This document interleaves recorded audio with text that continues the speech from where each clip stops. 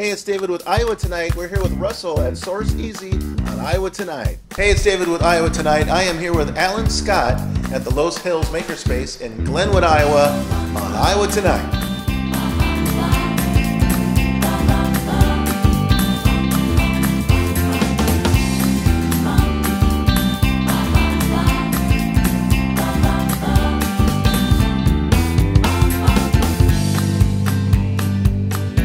Brought to you by Midwest Model Agency. And we're back at Source Easy with Russell. Russell, when I discovered who you are and what you're doing, I got really excited. I say that every time I have an interview, but in your case, I was double excited because you're doing so many things that are involved with fashion and outsourcing, insourcing. Everything you're doing was blowing my mind. And so I have so many questions, but I think it's best if you just start talking about what you're doing. And I'd have some standard questions though. Perfect. So, and I may interrupt you a few times, but the thing I like to ask first of all is, you are shipping and receiving for your clients out of Bangladesh. Yep. What's the farthest and the nearest that you're shipping and receiving some of the products for your customers? So David, as of right now, I mean, we are manufacturing in about 8 countries. So in Bangladesh, in Pakistan, India, Guatemala, Honduras, Mexico. I would say probably the farthest is we're shipping from Bangladesh to here in the US, different parts of the US. That's probably the furthest we're shipping our goods right now. Now you mentioned if a customer say they need to make something, say they want to make a whole bunch of t-shirts for their employees and they want to make sure it comes from a good source. You have a way to vet that. Yes. So let me maybe kind of give you a little bit of what we do, right? Like what our company and what we do. So our company is Source Easy. Think of it, we're like an operating system for branded merchandise. So what is a branded merchandise? Think of all the large, Fortune 50,000 companies and corporation. They're buying billions of dollars worth of uniforms. They're buying product for the events, all different activities, right? And again, this industry is about over $100 billion market.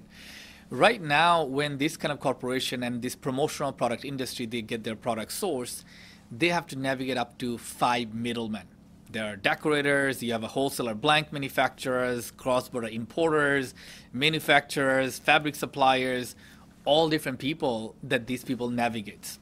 So what we have done is we built a technology that allows these promotional product distributors to get their product sourced from vetted, verified, and compliant factories around the world. We go into those factories, we make sure these factories are compliant, there's no child labor, there's a fire safety, there's ethical practices, and we do all that. So we're not just like taking some other people's data and like, hey, this is good. We actually go into those factories. We do also work with some third-party companies, we go work with GOT certification. We work with KEMA to just go into those factories, do our audits for those factories. So we built a framework to make sure think of like Starbucks, they buy their uniform for, hundreds of thousands of uniforms. We make sure those products are not made in a sweatshop. It's made in a verified, compliant, and ethical factory that we work with. So that's really how we become relevant, and that's how we help our distributors. I was excited to find out you're right here in downtown Des Moines. When I drove here, it was neat to see we're here on the 9th floor, looking out your meeting room, the beautiful scene you got here.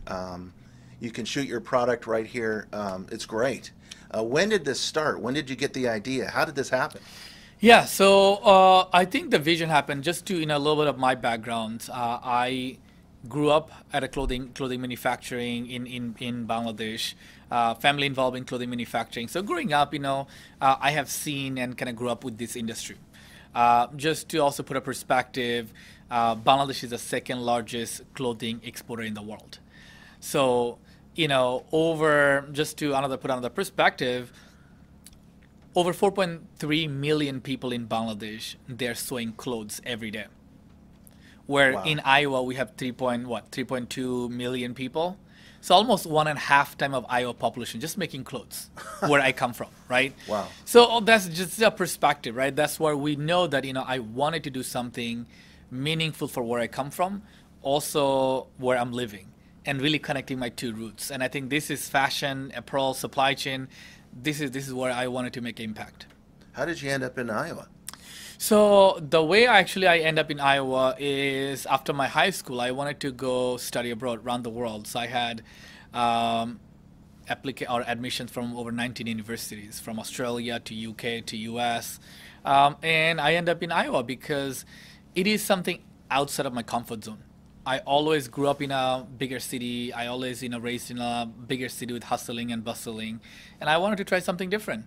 And Iowa seemed like to be a peaceful, small town that I think had a different perspective in life. For me, I'm from Arizona. Iowa's totally different. Yeah, exactly. Desert. It's a desert. Yeah. What do you see is your next big project? I know that you have a million things going on. What are you working on right now? So really, the big next project is we have launched a new product called Design Studio. What is a design studio is just to, this promotion product industry is a $100 billion market, but this entire industry is controlled by few big ones. If you think about, you need 100 t-shirt, where do you go? Vistaprint, customing, foreign prints, things like that. Yeah. But there are still over 40,000 smaller distributors in the US right now. Right now, these type of companies, they don't have the technology to really compete with Vistaprint. So our design studio actually built a white label technology which is superior to Vistaprint. So now, David, you can actually launch a Vistaprint sites in minutes through our technology and have our verified factories around the world ship those products in weeks. So we really automated this entire promotional product business for anybody to launch a site. Then on the other side is having those products shipped from our verified factories around the world in weeks. That's pretty amazing. Yeah, so this is a big one that we're really launching, we're pushing, and I think this is going to be a big impact for the industry. How can someone get a hold of you? So for anybody to get a hold of us is visit SourceEazy, EAZY, sourceeazy.com. And again, they can also email us, and again, email me, Russell at dhakai.com or russell@sourceeazy.com. So yeah, I think I'm pretty available. They can also find me on LinkedIn, connect me, reach out, and we're happy to help. Before I let you go, what's one of the funnest, coolest projects that someone brought to you that you just thought was really neat?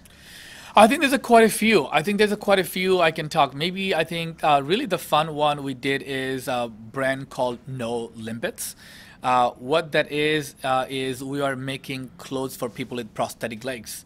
So, we had an accessible adaptive clothing that we were making. We just made them a wheelchair pants. So if you think about it, people in the wheelchair, they're sitting on a denim jeans with the pockets for their whole lifetime, and they never use those pockets. Right. So we got rid of those pockets. They have a side zipper that just takes out these pants pretty accessible and easily, so they don't really have to really all those pain points that they have in this, changing and all that. So this was a really fun project, adaptive brands. And again, it's called No Limits. They got on Shark Tank. And so that was a really neat project for us to really support. That's cool. Yeah. All right. Hey, that's great. Thanks for visiting with us. Thanks, David. Yeah, thanks for having us here. All right, this is David and Russell with Iowa Tonight, and have a great Iowa Tonight. Hey, we are back at Loess Hills Makerspace with Alan. And Alan, when I found out about this place, I got excited because you make a lot of stuff, and a lot of people get to come in here and make stuff too. And I purposely did not ask too many questions because there's a lot to learn, and I want our watchers to learn a lot about this place firsthand. And so this building has been here for years. The tile on the ceiling looks to be original, and I can see paint peeling from the ceiling.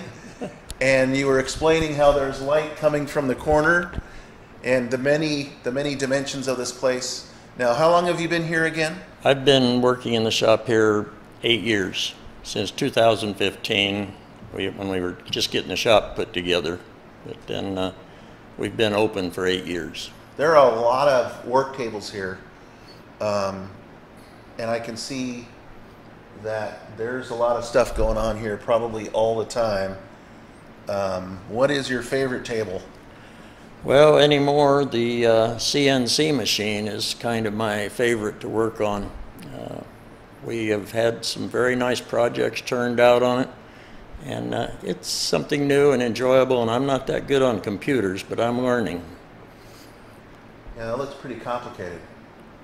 It is, but there's been a few people come in and do some projects. One man that was stationed over at Offutt Air Force Base came in, and he did a topographical map of the United States. Each state was in a different kind of wood, and it was like 3D. It shows true elevations. It was 82 inches wide, and Nice. it was very detailed. When you look at the state of Colorado, you could see the plains and you could see the mountains, and it was all to scale. What has been one of the favorite projects that you've got to be a part of? I guess they helped build a china cabinet or a display cabinet for some people that moved here from California. The lady had a collection of ceramic houses with the lights in them, and she wanted something 8 feet tall with shelves in it, but for the number of houses she had, we had to make one shelf, and then halfway back we made a second shelf, and we hid all the electrical connections under it. But it was all made out of walnut, had beveled glass doors. Like I say, one switch controlled all the lights inside. That was probably one that turned out very nice, and it was kind of the biggest thing that we have made. It fit out the door. That is one thing we tell people when they first come in. The one restriction is whatever they make in here has to make it out the front door or the back door. Yeah, that's helpful if you can get it out. Yeah, we had one guy build bunk beds in here, but he was thinking ahead, and he made them bolt together. So he was able to take them apart to get them out and then put them back together when he got them where he's going. Has anybody made any musical instruments, guitars or drums or No, well, flutes? we've done thunder gourds. That's taking a large gourd. I have one out front, and you put a piece of plastic on the bottom and a spring, and when you shake it, it sounds like thunder. Ooh, cool. It is neat, and we You have one here? Yeah. Okay, cool. Remind me to get a shot of that with the camera. Okay. Because of it, we've had gourd decorating classes in the basement. I had ladies, mainly ladies, in, and did a lot with gourds. It was surprising how much I found out you can do with them. Wow, that's cool. How long has this place been here doing as a maker's space? 8 years. 8 years in May. And who gets to come here? Anybody over 18. Well, I'll clarify that. Normally have to be over 18, but we do have Cub Scouts in. They do their Pinewood Derby cars here every year, but they have a parent with them. Sure. And the same way with 4-H kids, that they have a parent with them when they're in. Insurance was just prohibitive on having smaller kids in here working. Oh, sure. Especially with the electric equipment and the danger of cutting your fingers off. Yeah. And I should mention Rich Dickinson is the man that actually started this place. He was retired from Union Pacific. He was a woodworker by hobby. He had most of the equipment we have in here in his basement. He didn't have our CNC machine. He didn't have the drum sander. Didn't have the new big lathe. But everything else he donated to the place when he started it. Unfortunately, he passed away about a year later from throat cancer. So that's the beginning of the place. But he wanted kids to be able to come in and work, and he described it as, I want them to do something without with not just using their thumbs, referring to being on the phones or the computers. And then it turned out that when he found out what insurance would cost, that wasn't possible. Is this open every day or just 5 days? We're open every day but Sunday, and we're only open from 1 to 5 in the afternoons. We used to have evening classes, but 2 years ago we had a fire above us, and because of all the fire trucks, they flooded the basement, not this part, but the basement. And we had to tear the carpet out. The ceiling is sinking a little bit, Sure. So we haven't had classes down there for quite some time now. Do you ever get people come to you and say, hey, I have this thing that's broken. Can you fix it?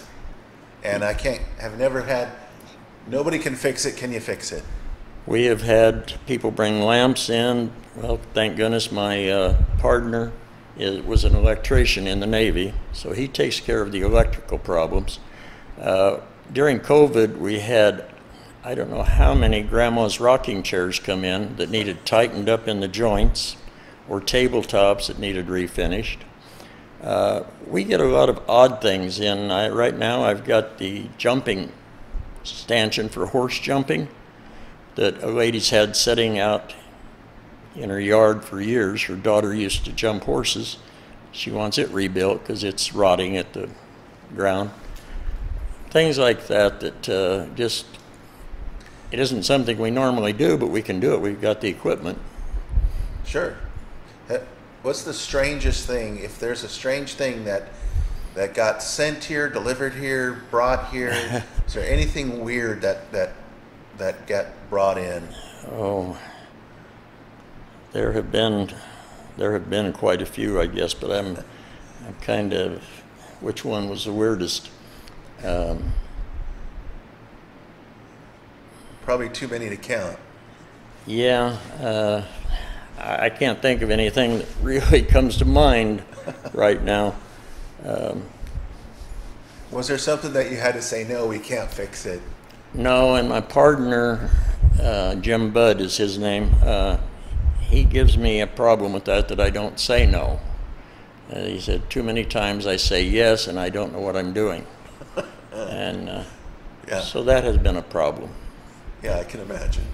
But if it's something wood or even a little bit of metal work, electricity, we'll try it and try and help them through, or get them on the right YouTube channel that they can learn how to do it. Yeah, I don't know why this is popping to mind, but I've seen on videos, and it seems fake to me, where they have this item that's all rusted out, and they have this laser, and they're shooting the laser at the rust, and it's like the rust disappears. Is that real? Do you know? I don't have a laser, and I can't say for sure. We have a sandblaster in the basement. That's what we do with rusty items. Okay. Sandblast them. So you can sandblast rust. Yeah. To get rid of the rust. Yeah. Well, once the rust is off, is that all you do, or do you treat it additionally? Well, we're talking metal. Anything from brass to, well, not brass, just anything that rusts. After you sandblast it, it does leave small pit marks, so then you have to polish it. Okay. And then if it isn't a good metal, you have to paint it. Because some things aren't made of brass or bronze or copper, the things that... Okay. Do you have any upcoming projects that you're excited about? Well, I'm excited about getting this one done that's on the table over here. These some nuns down in Nebraska City are redoing their living quarters. Well, I think it's their living quarters. That part of the signs go in the nave and part of them go in the sanctuary. And I've had an awful time getting those done because the symbols that have to go on them come off the internet, and getting them to match up with our program for the CNC has been a nightmare. It really has. I've probably spent 2 weeks working on how to get that program just to work on our computer. And I'm not a computer whiz, so I have had several people come in and try to help me. We got one done yesterday, finally. Okay, cool. I've got the 4 large ones, or the 4 saint ones done there, but we still got 3 more with symbols on them to do. Well, good luck with that. Yeah. Well, it's been fun traveling down here. Took me a little while to get here. There was a storm on the way. Yeah. And so I stopped, got some gas as it poured, and had a conversation with the farmer as it was pouring down. And so this is David with Iowa Tonight. This is Alan Scott. Thanks for visiting, and you guys have a great tonight. You want the sound too? Yeah.